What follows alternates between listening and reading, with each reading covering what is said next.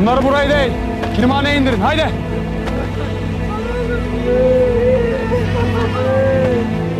Hayırdır Göktuğ? Beyim. Roman İçaylası'nda baskına uğradık. Ne dersin sen? Kim? Hangi deyiz? İnegül Tekfur'u. Alexis. Kaybımız nedir? Kaybımız çoktur beyim.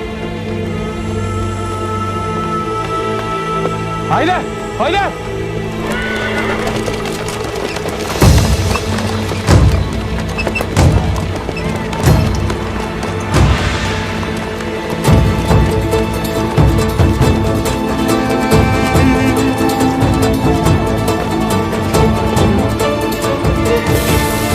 Baskın yerken emmim neredeymiş? Gündüz Bey neredeymiş? Eller ne edermiş ha?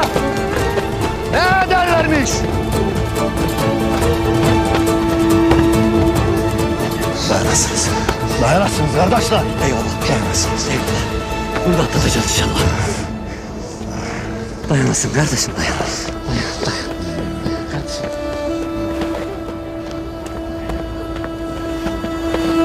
Beyim. Ha. Diyesin hele. Hala Hatun. Ne olmuş? Hala Hatun yaralıdır beyim.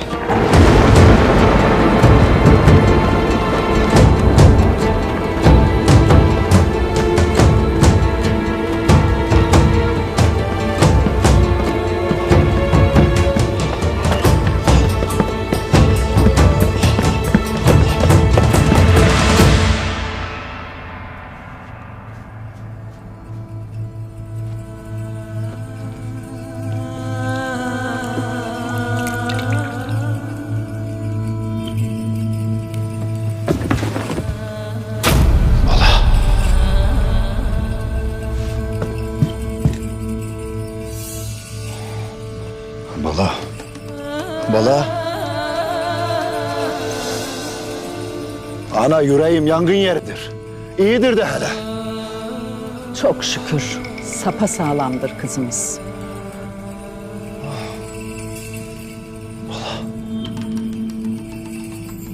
Osman. Osman'ım. Balam. Gönlüm. Esim. Osman. Buradayım.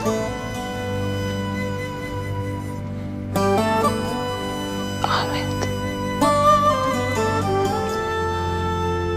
Ahmet. Ne olmuş Ahmet'e? Esir aldılar. Boran'da esir düştü. Ahmet anasızdır Osman'ım. Kovma onu kör kuyularda. Kurtar cehennemden. Sen hiç tasalanmayasın.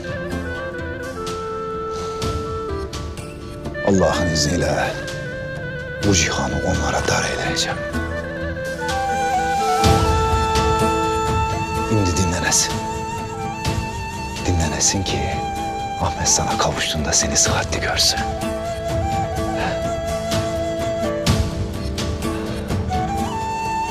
Vallahi.